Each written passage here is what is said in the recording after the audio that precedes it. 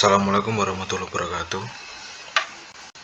Saya Amhar Wildan Movida dari Fakultas Teknik Mesin Universitas Senda Badra akan mempresentasikan makalah yang berjudul Sistem Perpipaan pada Kolam Renang. Kita mulai dari latar belakang. Kolam renang dapat diartikan sebagai tempat di mana orang bisa melakukan suatu kegiatan mandi atau membersihkan badan baik yang bertujuan untuk olahraga maupun hanya sekedar mencari kesenangan. Banyak definisi kolam renang yang dikemukakan antara lain menurut Menteri Kesehatan dalam Permenkes nomor 061 Menkes per 1/1991 tentang persyaratan kesehatan kolam renang dan pemandian umum menyatakan kolam renang adalah suatu usaha bagi umum yang menyediakan tempat untuk berenang, berekreasi, berolahraga, serta juga pelayanan lainnya menggunakan air bersih yang telah diolah. Dengan adanya kolam renang diperlukan sistem pemipaan yang baik dan benar untuk menunjukkan kebersihan dan kesehatan yang dapat diolah. Sistem ini harus berjalan dengan baik agar fungsi utamanya tercapai. Untuk menunjang sistem sirkulasi air yang baik dibutuhkan sistem pemipaan kolam renang yang baik pula. Setiap item kebutuhan pada sistem pemipaan memerlukan perhitungan dan perencanaan yang matang. Tidak boleh dilakukan sembarangan karena akan berdampak pada keberlangsungan sistem sirkulasi air kolam renang yang ada.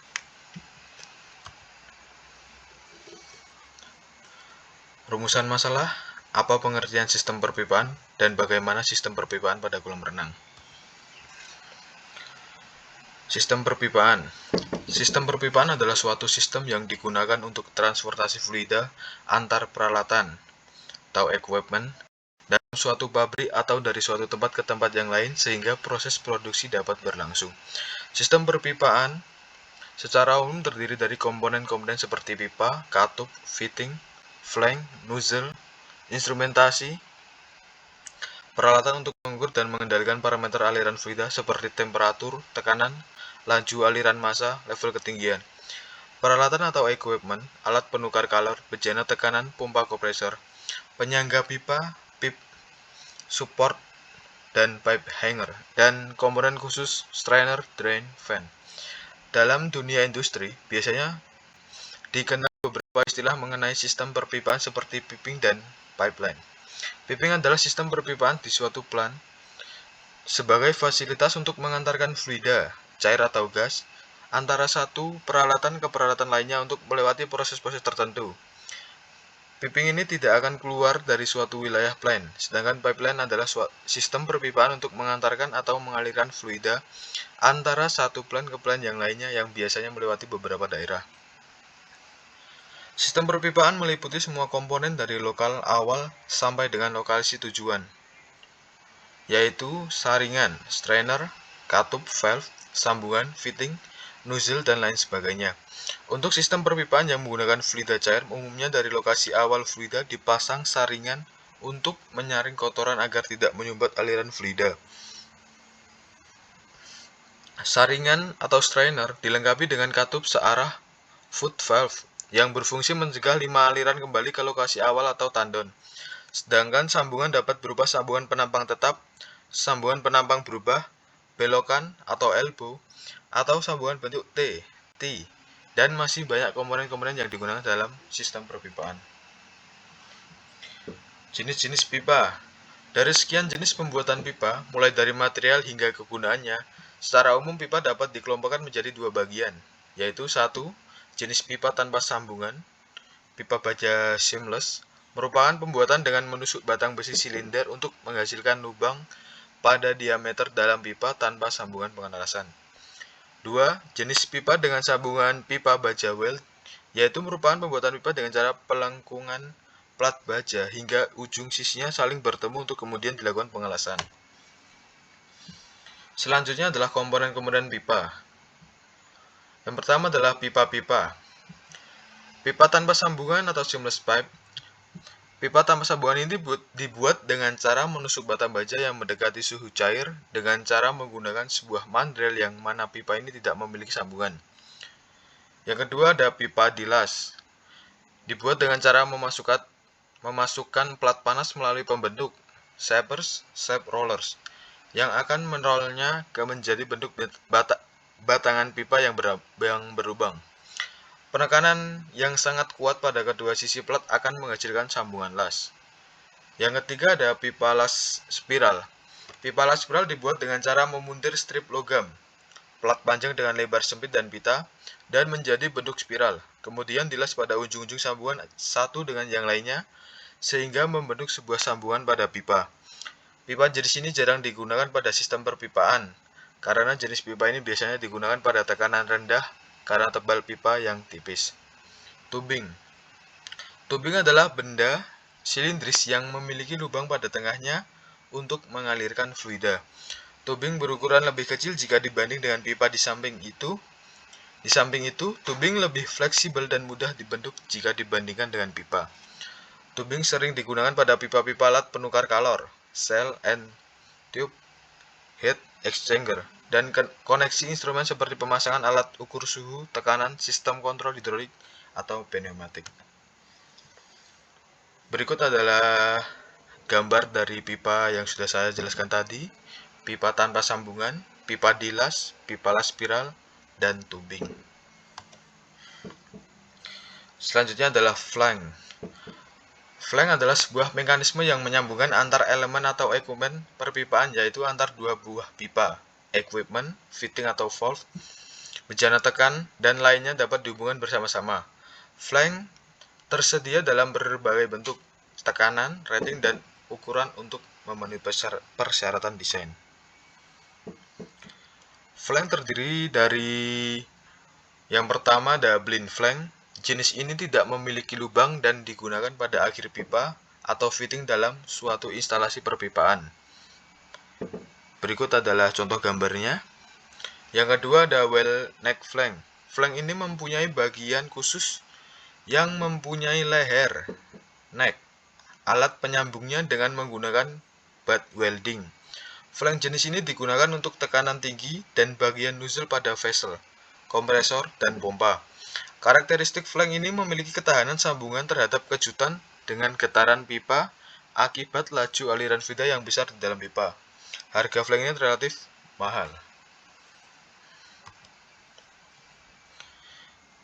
Yang ketiga ada katup atau valve. Salah satu komponen yang penting pada sistem perpipaan adalah katup.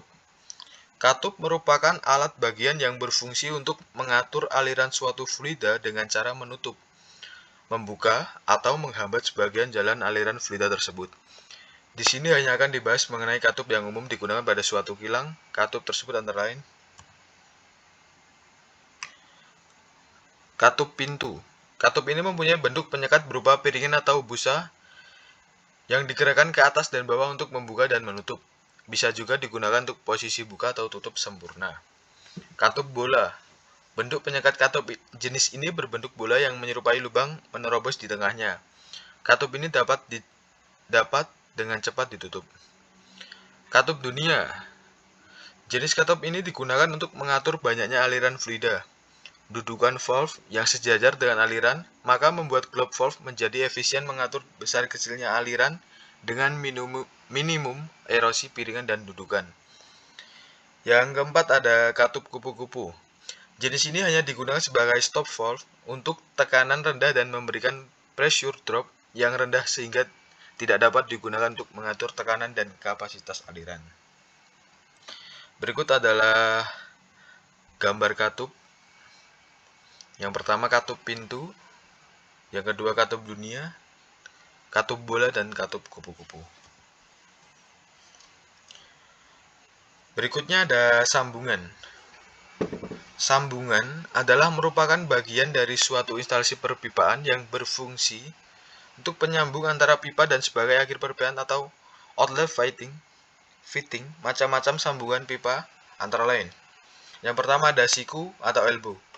Sambungan siku adalah jenis fitting yang merupakan komponen perpipaan yang berfungsi untuk merubah arah aliran fluida. Elbow terdiri dari 3 jenis yang paling umum digunakan, yaitu elbow 45 derajat, 90 derajat, dan 180 derajat. Yang kedua dari sambungan ada sambungan T. Sambungan T berfungsi untuk membagi aliran. Biasanya cabang ini memiliki ukuran diameter yang sama dengan ukuran diameter pipa 13 utamanya. Dengan nama lain strike T untuk ukuran diameter yang sama, sedangkan jika ukuran berbeda maka namanya T reducer. Yang ketiga ada sambungan pemerkecilan. Jenis ini berfungsi untuk mengurangi aliran fluida. Mengurangi di sini bukan berarti seperti katup valve, tetapi ukuran pipanya saja yang berkurang, sehingga reducer ini berfungsi untuk menyambungkan pipa dari diameter yang lebih besar ke pipa yang memiliki diameter yang lebih kecil. Yang keempat ada sambungan stop-in. Jenis ini fungsinya sama dengan T, yaitu membagi arah aliran. Bedanya adalah jika T item yang terpisah dan menggabungkan beberapa pipa, tetapi stop-in percabangan langsung dari pipa utama yang fungsinya menggantikan reducer T. Berikut adalah contoh gambar dari sambungan. Yang pertama adalah siku, sambungan T, sambungan pemerkecilan, dan sambungan stop-in.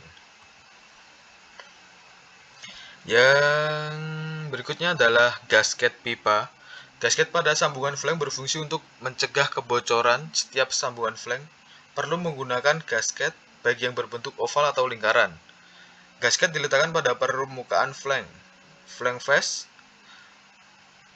Gasket juga mempunyai standar khusus yaitu ASME B16.20, ring joint gasket dan grooves untuk steel pipa flank metallic gasket. Yang kedua ada ASME B16.21, non-metallic gasket untuk pipa flank. Di tengah-tengah ada contoh gambarnya. Bahasan yang kedua mengenai sistem perpipaan pada kolam renang. Yang pertama ada sistem perpipaan jalur inlet. Sistem pemipaan kolam renang yang pertama adalah jalur inlet. Yang dimaksud dengan jalur inlet adalah di mana jalur masuknya air dari pompa ke kolam renang yang melewati nozzle inlet atau inlet fitting.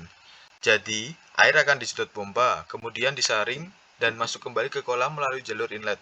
Jika pemipaan kolam renang jalur ini rusak, maka air yang dialirkan ke kolam tidak sesuai dengan harapan. Yang kedua, ada sistem perpipaan jalur vakum. Jalur vakum adalah sistem pemipaan kolam renang yang digunakan untuk menyedot kotoran pada dasar kolam renang. Jalur ini mengalirkan air menuju ke filter kolam renang untuk disaring. Kemudian, air bersih hasil penyaringan akan dialirkan kembali ke dalam kolam. Jika keadaan kolam terlalu kotor, biasanya kotoran yang divakum akan langsung dibuang dari jalur ini tanpa masuk ke filter. Jalur vakum ini digunakan saat pelaksanaan vakum kolam renang. Selang vakum untuk menghisap kotoran akan dipasangkan pada jalur ini sehingga kotoran akan masuk ke filter. Berikut adalah contoh gambar sistem perpipaan jalur vakum dan inlet juga. Yang ketiga ada sistem perpipaan jalur skimmer. Sistem ini mengalirkan air dari box skimmer dengan cara dihisap menuju pompa. Jalur skimmer dan box skimmer ini hanya ada pada kolam renang jenis skimmer. Box skimmer sendiri berfungsi sebagai balancing tank. Dari sini air akan dialirkan ke filter untuk selanjutnya dimasukkan ke dalam kolam kembali. Bawah ini ada contoh gambarnya. Yang keempat ada sistem perpipaan jalur overflow. Sistem ini merupakan jalur air dari gutter yang mengalir ke arah balancing tank. Sesuai namanya, sistem pemipaan ini hanya ada pada kolam renang jenis overflow. Air dari balancing tank akan dialirkan menuju ke filter untuk disaring dan kemudian akan dialurkan kembali ke dalam kolam. Berikut adalah contoh dari sistem pemipaan jalur overflow. Yang keempat ada sistem perpipaan jalur mandrain. Sistem ini merupakan jalur air di bagian bawah atau lantai kolam yang menghisap air menuju pompa kolam. Jalur main drain ini letaknya di bawah lantai kolam renang saat pelaksanaan vakum. Jalur pemipaan ini akan ditutup dan yang dibuka adalah jalur pemipaan vakum. Yang di bawah ini ada contoh main drain ditunjukkan pada jalur warna merah. Yang berikutnya ada sistem perpipaan jalur backwash. Jalur ini merupakan pipa saluran pembuangan air yang digunakan pada saat mencuci filter kolam renang air dari jalur ini akan langsung dibuang keluar karena air tersebut merupakan air kotor bekas mencuci filter. Berikut adalah gambar lengkap sistem perpipaan pada kolam renang.